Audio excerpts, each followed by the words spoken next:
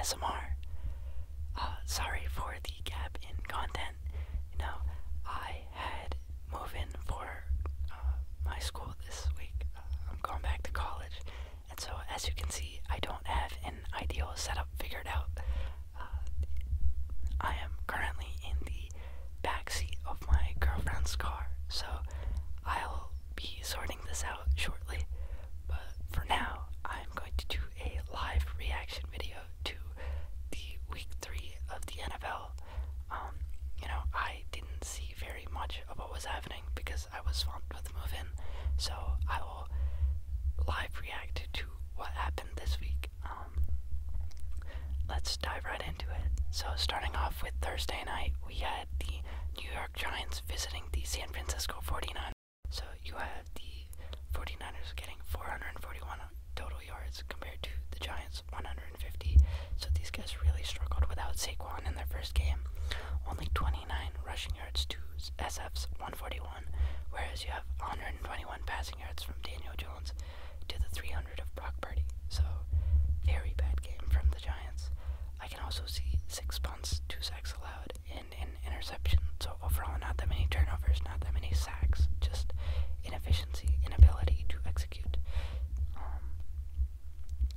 So allowing all that is going to get you a loss, especially against this Niners team that has put up 30 in 3 straight outings. So that offense is very consistent. That defense is good. Nick Bosa finally got his first sack of the year.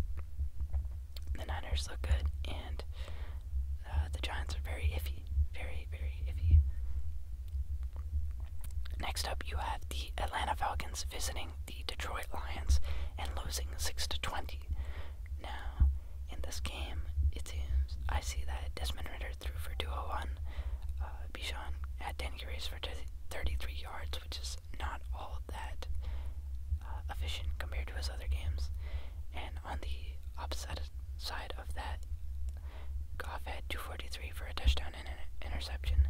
Jahmyr Gibbs, now sole leader of this backfield with David Montgomery being out, had 17 carries compared to the 7 in the previous games. And Amon-Ra St. Brown, huge game, 9 receptions for 102 yards. You can see that the Lions really dominated in passing yards, rushing yards, yards per play, and total yards. Just overall, very good from their end. And now looking at the turnovers, it was even. You have the Falcons losing 1 and the Lions losing 1. So the real difference here that I can see is sacks allowed. The Falcons allowed 7 sacks and the Lions did not allow any. So, getting to the quarterback is going to help you in any part of the game. So the Lions excelled at that and the Falcons didn't. And I guess that's what determined the game. Let's move on to the Chargers getting their first victory of the season against the Minnesota Vikings, 28-24. Yeah, another good day from Kirk Cousins in the back, yet they can't get it done. 353, 3 touchdowns, 1 interception from old Kirko, and then you have Madison with 20 carries for 93. Justin Jefferson, yet another amazing game, 7 catches, 149, 1 touchdown. And let's see, the Chargers, wow. You've got 405 and 3 touchdowns from Justin Herbert himself, only having 7 incompletions. Then Keenan Allen, a 49-yard touchdown pass on his only attempt. Another dud from Joshua Kelly. I'm definitely not playing that guy in fantasy again. And then Keenan Allen, an even better receiving day somehow. 18 catches for 215 yards. So, big Keenan Allen day. Looking at the team stats, it's pretty balanced on offense. You'll see 470 yards, 5 yards to exactly 475 yards. Now, the split was a little different. You have the Chargers throwing for significantly more, 100 more yards, but then the Vikings rushing for more. So pretty balanced on the Vikings side. Let's see where they went wrong. And that would be, I guess, 2 turnovers. 2 turnovers to the 1 of the Chargers.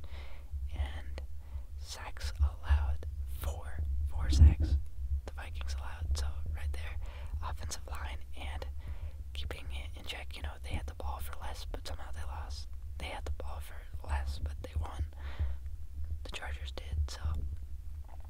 props to them.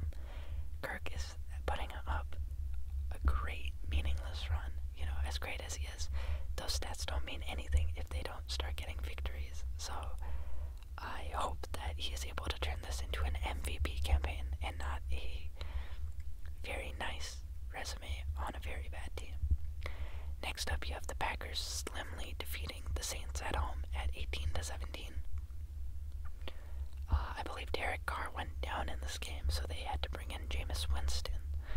Carr, before the injury, put up solid numbers, 13 completions for 103 and a touchdown. Then you have Chris Olave being the lead receiver, finishing with 8 catches for 104 yards. Not a great rushing attack yet again. There was no Aaron Jones for the Packers in this game. Jordan Love threw for 1 touchdown, 1 interception, 259 yards. And Jordan Love himself, with his feet, scrambled for 39 yards and a touchdown. So, pretty nice fantasy day for him. Packers' lead receiver was Romeo Doubs, finishing with 5 catches for 73 yards and a touchdown. Not that bad. Offensively, I can see that the Packers did a good job in every aspect. They led in passing yards and in rushing yards and in yards per play. And it seems like they did a better job of protecting their quarterback. 4 sacks allowed for the Saints. And even though the Packers lost the turnover battle, they somehow were able to win this game. So good job to the Packers. Saints get their first loss of the season, and hopefully not a loss with Derek Carr. But we'll have to see. Wishing him a speedy recovery. Then you have the Texans upsetting the Jaguars 37-17 on the road. Wow. What a strange thing. Sorry, there are people in the parking lot, so I'm having a hard time looking down. So CJ Stroud, he finishes with 280 yards and 2 touchdowns. Then you've got a huge Tank Dell game, 5 receptions for 145 and a touchdown. Must have been some long passes. Then on the Jaguars end of it, Trevor Lawrence with 279, 1 touchdown, 1 interception. Etienne with 88 yards, and then Evan Ingram leading the receiving group with 7 catches for 67 yards. And team stats, I do know that a rather heavy guy on the Texans returned a punt return or kickoff return for a touchdown. It was something that I saw. And so, looking here, the Jaguars had more passing yards, more rushing yards, more total yards, yet they didn't win this game. And it's looking like that is because of the turnovers. 2 turnovers to the Texans, 0. So there you have it. That probably plays a big part in a game like this. So moving on, you've got the Broncos and Dolphins game, the game of the week. If you are a Broncos fan, I am so sorry. 0-3 start in the most humiliating way it could possibly be. Let's start off with this Broncos team. You have Russell Wilson throwing for 306, 1 touchdown, 1 interception, and Cortland Sutton finishing with 8 catches for 91 yards and a touchdown. Then, let's move on to the Dolphins. The Dolphins put Tua in the game to start. He ended in the 4th quarter by being benched as Sean Payton predicted, except he was benched because they were doing way too well. 309 yards and 4 touchdowns on just 3 incompletions against the Denver Broncos defense. Mike White entered the game and threw for 67 yards and a touchdown, going 2 for 2. Devon Achane had 18 carries for 203 yards and 2 touchdowns. Then Raheem Mostert, 82 yards and 3 touchdowns rushing. Then Tyreek Hill on the receiving side of it had 9 receptions for 157 yards and a touchdown. So, really high scoring game. 70-20 is insane. I've never seen a game like that. Probably the closest thing was Chiefs-Rams I watched a couple years ago. That was a great game, but this 726 yards of offense from one team, man, do I wish I had seen this game. 350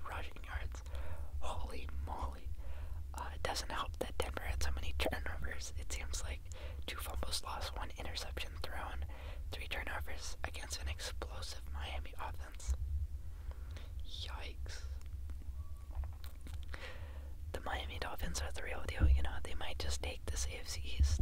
I keep thinking it's the Bills division, so I was kind of riding off the Dolphins. The Jets bringing in Aaron Rodgers, but, perfect storm for a Dolphins takeover. Maybe. We'll have to see. Next up, you have the Tennessee Titans defeating the losing very badly to the Cleveland Browns, 3-27 on the road. Tannehill, not a great day, 104 yards. That's it. Derrick Henry, 11 carries for 20 yards. Jeez, no offense to this team. The Browns, on the other hand, 289 passing yards from Deshaun Watson for 2 touchdowns. And then you have Amari Cooper catching 7 catches for 116 yards and a touchdown. So, good day by him. Browns completely dominated this ball. How did the Titans finish with 94 yards, man? That is crazy. Not even in turnover from the Titans. They were just that bad. Wow. Crazy. Then, I'm just gonna move on. Nothing left to say. The Bills beating down on the Commanders 37-3. I thought this game was gonna be a lot closer than it was. I guess the Bills are pretty good. So, Josh Allen finishing with a touchdown and an interception for 218 yards. James Cook finishing with 98 yards. Then Stephon Diggs, 8 catches for 111. Going over to the Commander side of the ball. Sam Howell finishing with 4 interceptions. Yikes, that is not a good look for him. Brian Robinson, a fairly efficient game, 10 carries for 70 yards, but being that far behind, I can see why they didn't run it more. Then you have Curtis Samuel finishing as the lead receiver, 2 catches for 54 yards. So on offense, definitely a Bills-dominated game. The Bills had 1 turnover to the 5 of the Commanders. 5 turnovers is not going to help you win any games. Really, that's their focus for next week.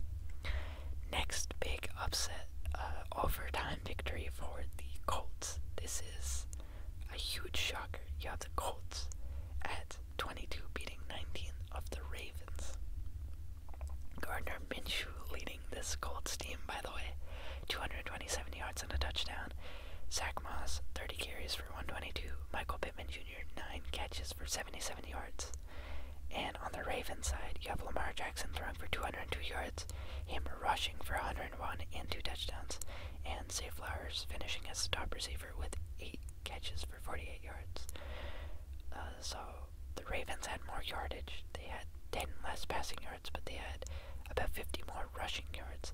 They had more yards per play. They had more first downs. What went wrong for them? They allowed less sacks, but they turned the ball over twice, and the Colts did not. So that is probably what it came down to. Then moving on to a victory, the first Patriots victory, 15-10. I watched the first quarter of this game. Not a lot going on, Zach Wilson is not the answer for the Jets. He finishes with 157 yards, no touchdowns, no interceptions. Brees Hall could not rush the ball. No rushing yardage from this team. 12 carries for 18 yards. Garrett Wilson finishes with 5 catches for 48. And on the Patriots side, you have Mac Jones throwing for 201 yards, 1 touchdown. Elliott rushing 18 carries for 80 yards. And Pharaoh Brown finishing with 2 catches for 71 yards and a touchdown. So, New England offense dominated in this game. Kind of a weird thing to say. And they didn't turn the ball over at all, but neither did the Jets, so pretty clean football. Jets allowed 3 quarterbacks. You're not going to want that. 3 sacks to their quarterback. And Patriots victory. Pretty close game, though. Then you have the Seahawks beating the Panthers 37-27. No Bryce Young this game, so Andy Dalton went in, and he balled out. 361 passing yards for 2 touchdowns, which is pretty good. Miles Sanders put up 9 carries for 24 yards. Not good at all, but 1 touchdown. And Thielen had his best game yet in a Panthers uniform.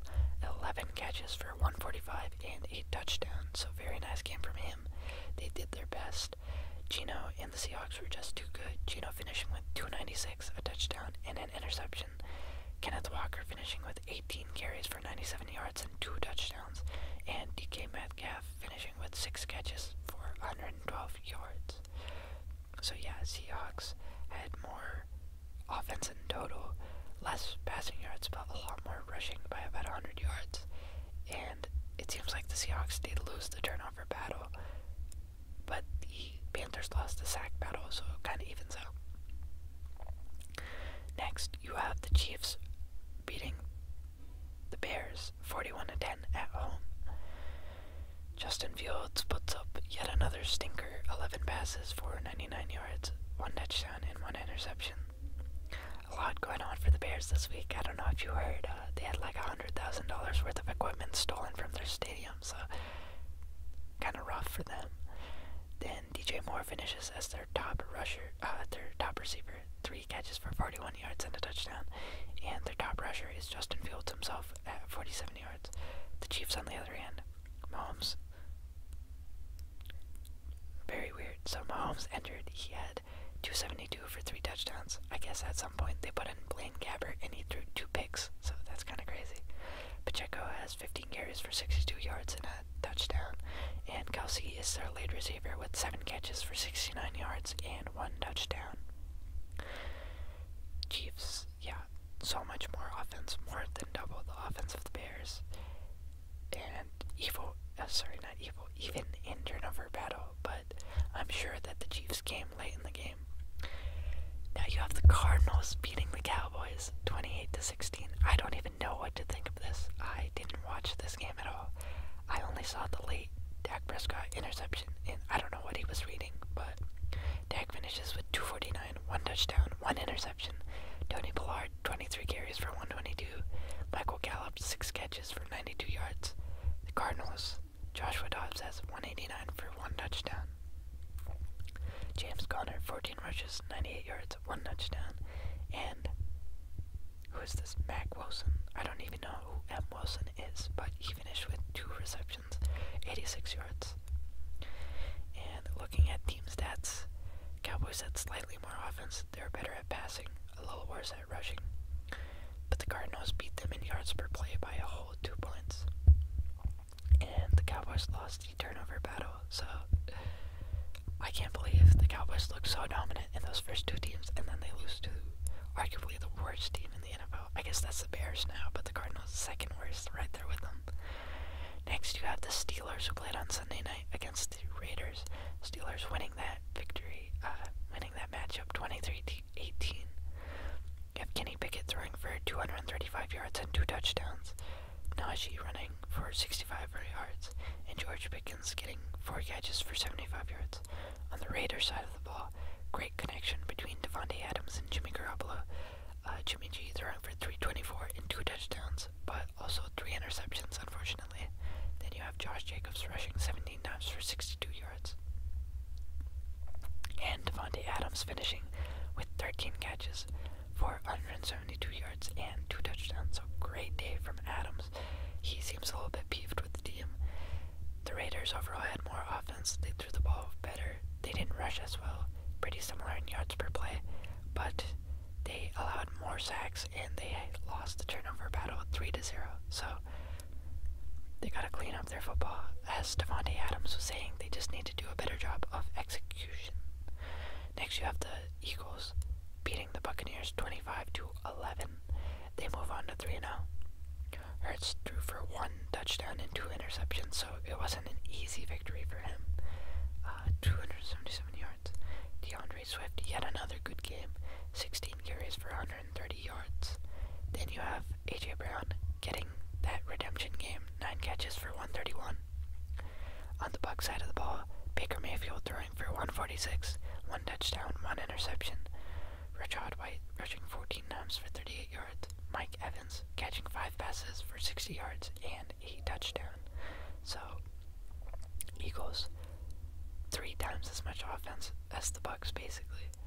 Really comes down to rushing the ball, and they tied in the turnover game. So, yeah, really rush the ball more effectively for the Bucs.